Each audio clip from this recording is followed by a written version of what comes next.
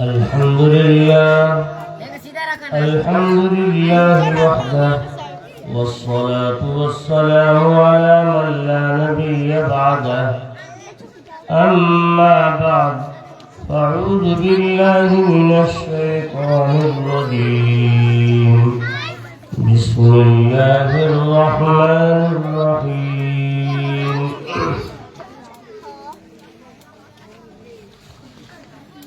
واعتصموا بحبل الله جميعا ولا تفرقوا واذكروا نعمة الله عليكم إذ كنتم أعداء فألف بين قلوبكم فأصبحتم بنعمته إخوانا وكنتم على شفا حفرة من النار فأنقذكم منها كذلك يبين الله لكم آياته لعلكم تهتدون صدق الله مولانا العظيم. اسٹیج پر رونق افروز علماء کرام، حفاظ اعظام، شعراء اعظام اور سامعین باتمکین، پردہ میں بیٹھنے والی میری ماں اور بہنوں، ابھی مغرب سے اب تک کے وقت آپ لوگ مسلسل بچیوں کا پروگرام سنا اور علماء کرام کے بیانات کو آپ نے سنا. تو علماء کرام کے بیانات کو آپ نے سنا، بہت قیمتی باتیں آئی. انہی چند باتوں میں سے میں ایک بات آپ کو پیش کرتا ہوں. یہ اہل علم کی مجلس ہے، یہ بڑی قیمتی مجلس ہے اور کسی بھی سماج کی اصلاح کے لیے علم کی ضرورت بہت اہم ہے. کسی بھی فن اور شعبہ میں آدمی اس وقت تک کارگر نہیں ہو سکتا، اس وقت تک کامیاب نہیں ہو سکتا جب تک کہ اس فن کا ماہر نہ ہو، اس کام کے بارے میں اس کو جانکاری نہیں ہوگی تو انسان اس کام میں کامیاب نہیں ہو پائے گا. اس لیے کامیابی ہر حال میں حاصل کرنے کے لیے مہارت چاہیے، علم چاہیے، جانکاری چاہیے. یہاں تک کہ کوئی آدمی کسی جگہ جا رہا ہو اور جاتے جاتے اگر اس راستہ کا علم اس انسان کے پاس نہ ہو، وہ جا کر بھٹکے گا، پوچھے گا لوگوں سے. ایک آدمی وہ ہے جو راستے کو جانتا ہے، اس جگہ کو پہچانتا ہے، اس کے جانے میں اور ایک نہ جاننے والے کے معاملے میں بہت فرق نظر آئے گا. جاننے والا جلد پہنچے گا، نہیں جاننے والا جانا چاہیے کہیں چلا جائے گا، کہیں روٹ کہیں کا کہیں پکڑ لے گا. آگے جا کر پوچھے بھائی ہم کو فلاں جگہ جانا ہے، ان لوگ کہیں گے آپ تو بہت آگے چلے گئے، پھر پیچھے جائیں گے، بیک ہونا پڑے گا. تو ایک علم ہر جگہ چاہیے اور انسان کی طبیعت اور فطرت ہے تجسس. علم ایک طبیعی ضرورت بھی ہے، جیسے کھانا پینا، ہوا، یہ سب انسان کی ضرورت ہے. اگر ہوا نہ ملے تو انسان مر جائے گا. کھانا نہیں کھائے، پانی نہیں پیے گا تو انسان کی زندگی بڑی مشکلات سے گزرے گی اور ایک وقت آئے گا کہ اگر بالکل یہ چیزیں میسر نہ ہو تو پھر انسان ختم ہو جائے گا. میرے دوستو اسی طریقے سے جیسے کھانا پینا ہوا یہ وقت کی ضرورت ہے، انسان کی صحت اور عافیت کے لیے ضرورت ہے، ایسے ہی ایک انسان کے لیے علم بھی ایک ضرورت ہے، اور یہ علم انسان کی طبیعت اور فطرت ہے۔ علم کے بغیر کوئی چارہ کار نہیں، اور اس علم کے حصول کے لیے اللہ نے انسان کو حواس خمسہ عنایت فرمایا۔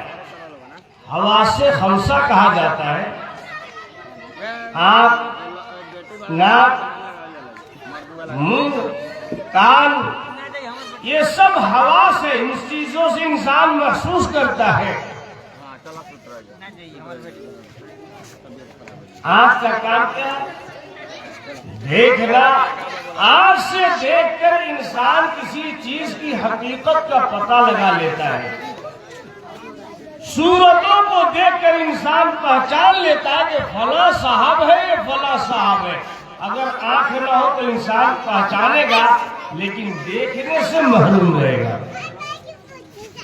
اور انسان کی شخصیت سے جتنا فائدہ اٹھانا چاہیے بغیر آنکھ کے نہیں اٹھا سکتا۔ تو آنکھ کا بھی کام ہے علم کا حاصل کرنا۔ انسان یہ دیکھتا ہے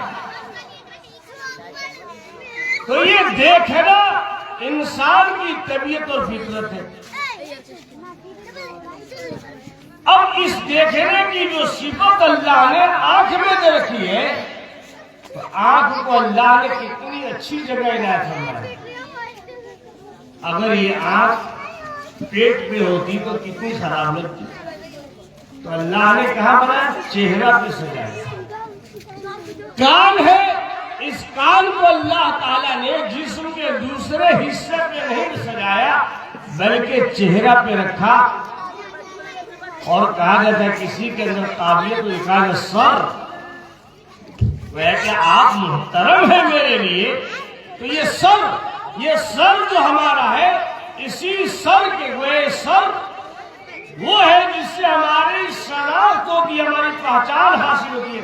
اگر انسان کا سر الگ کر دیا جائے تو پھر اس کے باڈی کو، اس کے جسم کے حصہ کو پہچانا بڑی مشکل ہوگا۔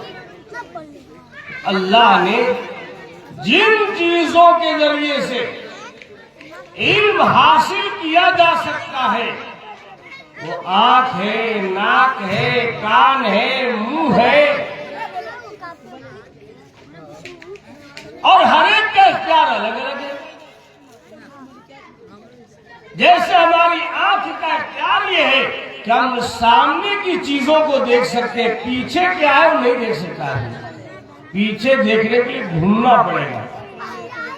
تو آنکھ کا بھی دائرہ کار ہے، جہاں تک وہ علم رکھتی ہے وہاں تک وہ بتائے گی کہ سامنے جو چیزیں نظر آ رہی ہے ان چیزوں کو بتلا دے، اس سے آگے کی چیزوں کا آنکھ پتہ نہیں بتلا سکتی۔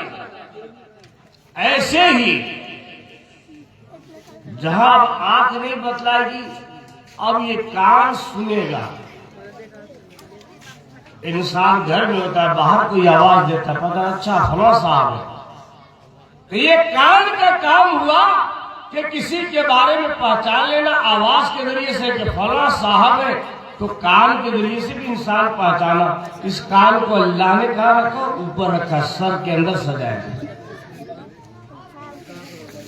اسی طریقے سے جہاں انسان کچھ سن نہیں سکتا، کچھ دیکھ نہیں سکتا، بغیر دیکھے بغیر سنے، یا سامنے ہے دیکھ کر کے بھی، آنکھ یہ ناک کے ذریعے، اس میں جو اللہ نے قوت رکھی ہے، قوت شامہ، سونگنے کی طاقت اور قوت صلاحیت، تو انسان سن کر کہتا ہے کہ یہاں پر خوشبو آ رہی ہے، خوشبو سنتا تو کہتا ہے کہ بڑی اچھی خوشبو آ رہی ہے۔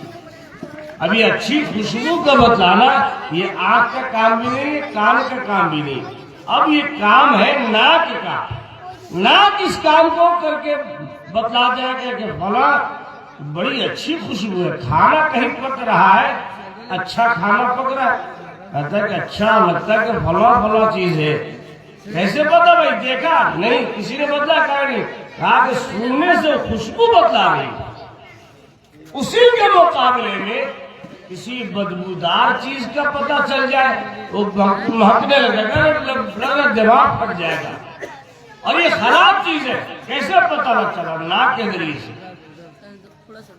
آنکھ ہے، ناک ہے، کان ہے، پھر کچھ چیزیں ایسی ہیں کہ یہ دیکھ کر کے بھی، سن کر کے بھی، اور سن کر کے بھی نہیں پتہ، جہاں جن چیزوں کا علم نہیں ہو سکتا وہاں انسان کو ذائقہ کے ذریعے سے پتہ چلتا۔ اب دیکھ کر نہیں بتلا سکتا کہ کھانا کا ٹیسٹ کیسا ہے، کھانے کا ذائقہ بتلانے کے لیے اللہ نے زبان کو بنایا، منہ بنایا۔ اب انسان جب کھاتا ہے اور جو ہی منہ میں ڈالتا ہے، اب اس کی زبان یہ بتلاتی ہے کہ اچھی چیز ہے یا خراب چیز ہے۔ تو اب کھانا جب اچھا ہوگا کہ بہت اچھا کھانا ہے بھائی، نمک بہت زیادہ ہو گیا، مرچ بہت زیادہ ہے، نمک بالکل نہیں ہے، اب یہ سب انسان آنکھ سے دیکھ کر نہیں بتا سکتا۔ تو زبان کا یہ کام ہے کہ اچھی اور بری چیزوں کو ذائقہ کے ذریعے سے فرق محسوس کرنا۔ تو یہ سب محسوسات کے قبیل سے، تو یہ اللہ نے فطرت اور طبیعت انسان کی بنائے۔ اسی لیے چہرہ کو علماء کی بستی کہا گیا ہے۔ جو علماء، یہ ہمارا آپ کا جو چہرہ ہے یہ علماء کی بستی ہے۔ کان کا کام ہے سننے کا، وہ سن کر کے علم حاصل کرتا ہے۔ آنکھ کا کام ہے دیکھنا، وہ دیکھنے کا علم حاصل کرتی ہے۔ اور زبان کا کام ہے چکھنا، وہ چکھ کر زبان یہ علم پہنچاتی ہے کہ کیا چیز اچھی ہے کیا بری ہے۔ ایسے ہی ناک کے ذریعے سے سن کر انسان پتہ کرتا ہے۔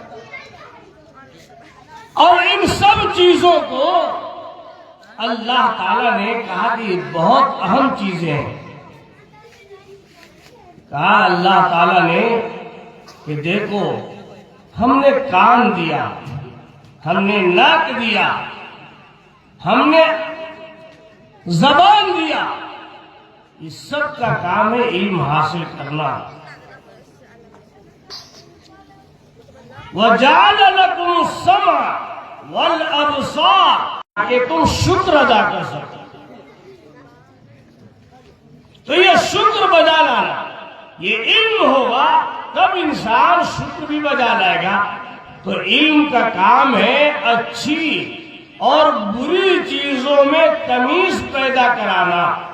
اور انسان جب تمیز پیدا کر لیتا ہے، کہتا ہے غلط ہے تو غلط کو چھوڑ دیتا ہے اور اچھی چیزوں کو اپنا لیتا ہے۔ میرے دوستو، اسی طریقے سے انسان کے اندر علم کی ضرورت اور خواہش کتنی، اس کو آپ سمجھیے۔ آپ صبح کو اٹھیے اور کہیں پر آدمی دیکھتا ہے کہ 2-4 آدمی کھڑے ہیں، کچھ دیکھ رہے ہیں یا بات کر رہے ہیں، تو تیسرا آدمی کہتا ہے کہ بھائی کیا بات ہے، وہاں کچھ لوگ جمع ہیں، کیا بات ہے؟ اب اس کے اندر تجسس پیدا ہوا کہ وہ کیا ہے۔ اب اس کے لیے یا تو جاتا ہے یا فون کرتا ہے کہ بھائی وہاں کوئی معاملہ ہے کیا۔ پتہ چلا کہ یہ انسان کے اندر تجسس تو کہ یہ کیا ہو رہا ہے، اس کا علم حاصل کرنا وہ اس کی طبیعت ہے، خواہش ہے۔ اگر خواہش نہیں تھی تو کیا اس کو مطلب ہوتا کیا ہو رہا ہے؟ یہ کیا ہو رہا ہے جو سوال پیدا ہوا، یہ علم کی چاہت کو بتا رہا ہے۔ صبح صبح اٹھتا انسان، ضروریات سے فارغ ہونے کے بعد کہتا تھوڑا دیکھے کہ نیوز دیکھتے ہیں کہ نیوز کیا ہو رہا ہے، ملک میں کیا ہو رہا ہے، دنیا میں کیا ہو رہا ہے۔ یہ نیوز جو ہے یہ کیا، یہ علم ہی کی تو چاہت ہے۔ کے اندر یہ خواہش نہیں ہوتی تو پھر کیوں نہیں سنتا؟ تو یہ سماجی بھی ضرورت ہے اور فطری ضرورت بھی ہے، اس لیے علم ہر انسان کو چاہیے۔ اب وہ علم جو خدا کی پہچان اور معرفت حاصل کرائے وہ علم سب سے اہم ہے۔ علم کا مقصد صرف کمانا نہیں، بہت سے لوگوں نے سمجھ لیا ہے کہ علم کا مقصد، تعلیم کا مقصد کسب معاش ہے، حصول معاش ہے، ایسا نہیں۔ اس لیے ہم تمام لوگوں کو علم حاصل کرنا چاہیے، اور خاص طور سے مکتب کی تعلیم یہ بہت ضرورت ہے، یہ بہت ضرورت ہے۔ ہم اپنے بچوں کو یا بچیوں کو صحیح سوجھ بوجھ اسی وقت دے پائیں گے جب ہمارا بچہ یا ہماری بچی دین کی تعلیم سے آراستہ ہو، وہ حقوق کو سمجھ سکے۔ اسکول اور کالجوں میں آپ پڑھاتے ہیں، پڑھانا کوئی غلط نہیں، لیکن کہیں ایسا تو نہیں کہ ہماری بچیاں ارتداد کا شکار بن جائیں، ہماری بچیاں اپنی عزت اور عفت و پاک دامنی کا جنازہ نکال دیں۔ ابھی ایک ویڈیو میرے سامنے ایک دو روز قبل آیا 26 جنوری کے بارے میں، آج 28 جنوری ہے۔ 26 جنوری کے بارے میں میں اس کا نام بھی نہیں لوں گا گاؤں کا، لیکن ہے مشرقی چمپارن ہی کا معاملہ ہے، تازہ خبر۔ ایک اسکول ہے اور اس اسکول میں پروگرام چل رہا ہے، فنکشن چل رہا ہے، اور اس پروگرام میں مسلم ہماری بچیاں پڑھ رہی ہیں، اور وہ بے پردہ ہے، جوان ہے، بالغہ ہے، اور وہ ہماری بچیاں ڈانس کر رہی ہے، اور اس مجلس میں اس کا باپ بھی ہے، اس کی ماں بھی ہے، اس کے بھائی بھی ہے، ماں باپ بھائی بہن سب شامل ہوتے ہوئے اپنی عزت و عفت کا جنازہ نکال لیں، پاک دامنی کا خیال نہیں، شرم و حیا کا نام نہیں۔ وہ باپ بھی بے غیرت، وہ بھائی بھی بے غیرت، اور اتنا بے شرم کہ اپنی بہن کو، اپنی بیٹی کو قوم کے سامنے ناچتے ہوئے دیکھ رہا ہے اور وہ ہنس رہا ہے کہ ہماری بیٹی پروگرام پیش کر رہی ہے۔ تعلیم تو ہے لیکن بے حیائی کو عام کر رہا ہے، اس لیے ہم اپنے بچیوں کو تعلیم ضرور دیں، لیکن یہ بھی خیال کریں کہ ہماری بچیاں کیا پڑھ رہی ہیں، کیا سیکھ رہی ہیں، اور ان چیزوں کو سیکھ کر وہ ہمارے گھر میں کیا فریضہ انجام دے گی۔ اللہ کے نبی جناب محمد رسول اللہ صلی اللہ علیہ وسلم نے ارشاد فرمایا، اذا فاتک الحیاء فافعل ما شئت، جب حیا تم سے فوت ہو جائے، ختم ہو جائے، تو پھر تم جو چاہو کرو۔ ایک انسان جانور نما بن جاتا ہے۔ کتنی ذلت آمیز بات ہے کہ ہماری بہنیں ناچ کرے گی، ڈانس کرے گی، جبکہ اسلام میں عورت کے لیے پردہ کا اتنا اہم حکم جاری کیا گیا کہ عورت تلاوت بھی کرے گی گھر میں تو تلاوت کی آواز باہر نہ جائے، نماز پڑھے تو گھر میں، اور گھر میں بھی اس جگہ پہ پڑھے جہاں پر بہت زیادہ پردہ کا خیال ہو۔ فرمایا کہ گھر میں نماز پڑھی جائے وہ بہتر، اس گھر میں سے اس کمرہ میں پڑھا جائے، نماز کو پڑھی جائے جو کمرہ زیادہ پردہ کا انتظام رکھے گئے۔